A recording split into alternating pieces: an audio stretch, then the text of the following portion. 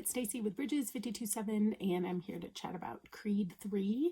It's very much in keeping with the series, the Rocky and the Creed series, which if you're a fan of it, you'll love it. I thought they did a great job with this one. But I get super geeked out and excited when I see lots of touch points and ways to connect it to Christianity, to the Bible, to messages of the kingdom that Jesus came to bring. So this one had so many things. I'm going to hold myself back and not unpack all of them. Some of them are not hard. They're pretty spelled out, but I want to touch on a few things. So spoiler alerts. I'm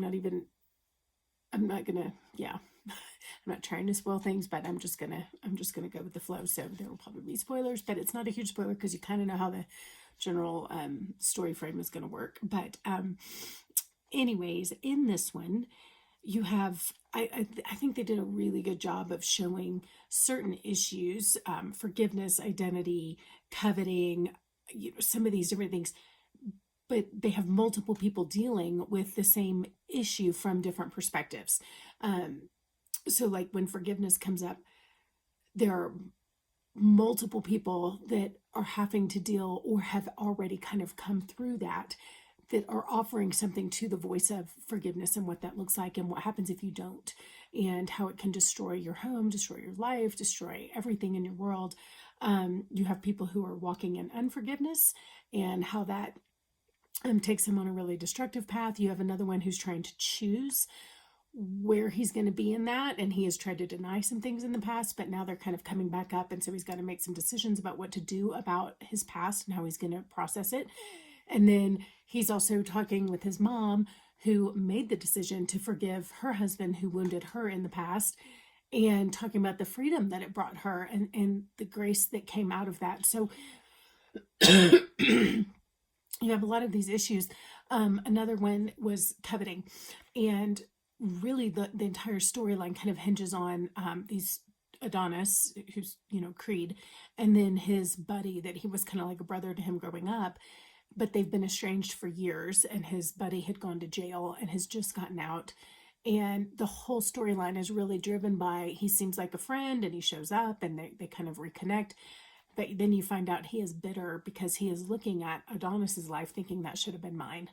And he's like, I want all of it should have been mine. I should have had the wife, the family, the home, all the victories, everything. And instead I'm just getting out of jail. And so he is bitter. So again, the forgiveness issue, but also the whole thing is driven by, instead of finding his own path, he wants what his buddy has. And so it is a personal revenge mission for him. So I think just the fact that that's a pretty good touch point with the scriptures right there, is just the violation of the Ten Commandments right off the bat. So that was a pretty strong point that they're talking about all the way through, and just the way that coveting and that unforgiveness really drives so much pain in the movie. But I think the thing that for me was more compelling was the issues of identity. And Dame mentions that when he went into jail, he says, they took my name and they gave me a number. And you see all the way through, Dame and Adonis, both of them, their different approach to identity, so into fighting because of identity. So Dame is constantly fighting because he's needing identity and he is looking to prove who he is. So he fights for his identity. So when he fights, it's not just to win or to show his skills. It is a life and death fight for him, to the point that he's willing to kill people in the ring. He doesn't care, because he is proving who he is as a person, as a human, as a man in the ring. And that is where he is defining his identity. So if he doesn't win, he has no identity. So it is a massive battle for him. Adonis, however, fights from identity, not for identity, but from identity. It is a totally different fight for him. He can fight out of love, out of confidence, out of wholeheartedness. He's fighting for his family. He's fighting for a lot of things. He's fighting for justice. He's fighting for a lot of reasons. But he knows who he is. He's already proven himself in the ring. And the ring is not the thing that defines him. He was able to walk away from it. He retired. He was happy doing other things. Not that he didn't ever miss it, but there's a contentedness because he knows who he is, and he's a husband and a father and all these things, and the fighting was just part of him, and he's still able to give back to boxing, and that's still part of his life. But again, being the fighter does not have to define his life. And so there's a big difference in the way they both approach it. So what happens is, in the ring, Adonis is able to still celebrate his whoever he's playing against, fighting with. He doesn't have to destroy that person to prove himself. He's able to walk away and really honor the other person and their gifts that they brought to the ring. Whereas Dame he fights dirty. He's a cheater, and he is ugly, and he doesn't care. It's not enough to win. He has to humiliate the other person. And it at the beginning, his first like big fight that you see, he really wounds this guy, puts him in the hospital, and it's kind of scary. And he's celebrating instead of pausing to show any concern for his fellow man. He is celebrating, and that really kind of shows you his character, but also this need for identity. So I think just that point about why our identity has to be found in the Lord and not in the things that we do, because we will do them wrongly. If our whole identity depends on winning or being successful or whatever, then we'll cut corners and we'll cheat and we'll do all these things because it's life and death to us, right? So we have to win at all costs.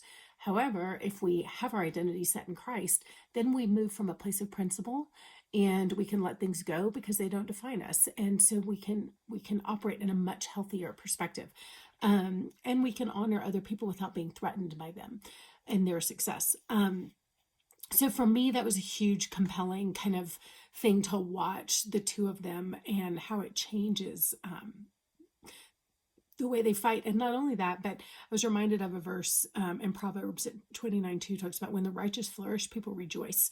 But when the wicked rule, people moan, or they mourn, or they groan, depending on your translation. But there is an ickiness about the unrighteous getting into position. But when the righteous do, even people who don't stand for what they stand for will still celebrate because they know that things are going to be in good hands if a righteous person is in control. And so when he wins the title, and because of that fight where he fought dirty and then he celebrated over his enemy, who was unconscious and they didn't know if he was going to be okay, nobody felt good about that. There was no celebrating his win except for him, right? But it really showed you his character, whereas things are so different when Adonis wins, because you know he's a good man and you can honestly get behind and celebrate that victory. So I just reminded of that verse.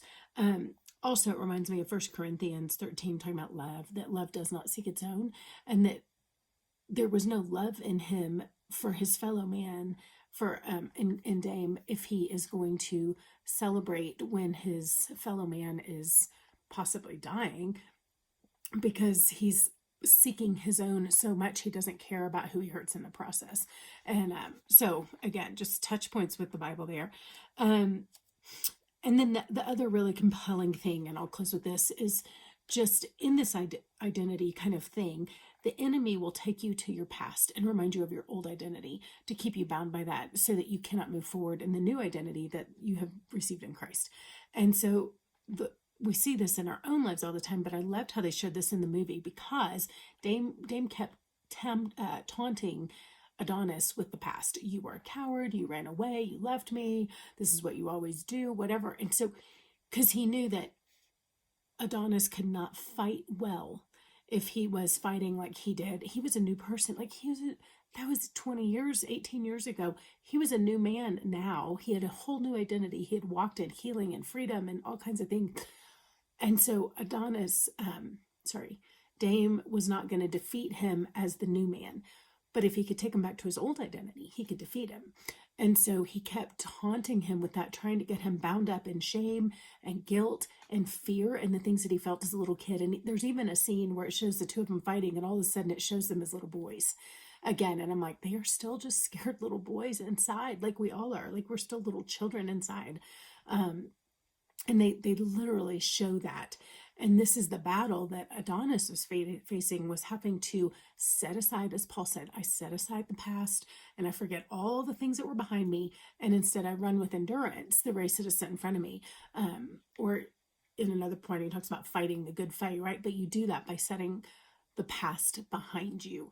And that was really his struggle that he had to do, was forgiving himself for the past and letting go of all that was still kind of holding on to him. And the struggle, so many times we don't realize we have a battle with that because nobody's bringing it up. But all of a sudden his past came to him and then was taunting him. And now he knows he's free because even his childhood friend could not keep him in bondage to that anymore. But that was his battle. More than the physical fight. It was that battle to live out of his new identity rather than the old one. And at the end, they have a sweet moment where his buddy's like, you did learn some new moves. You have, like, he recognized, like, wow, you are a new person and you are not the kid that I used to know. You have grown and changed. He, however, was still kind of stuck in the past. And so anyways, issues of identity, coveting, forgiveness, dealing excuse me, letting go of your past and guilt and fear, learning to operate out of love.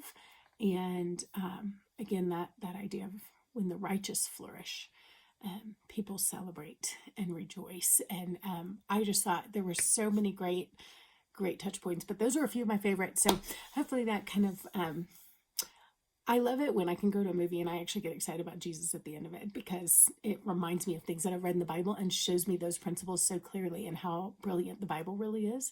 So my hope is that in these discussions that it stirs up an excitement for you, seeing the scriptures lived out in a parable kind of format in kind of a fresh way. So have a good one.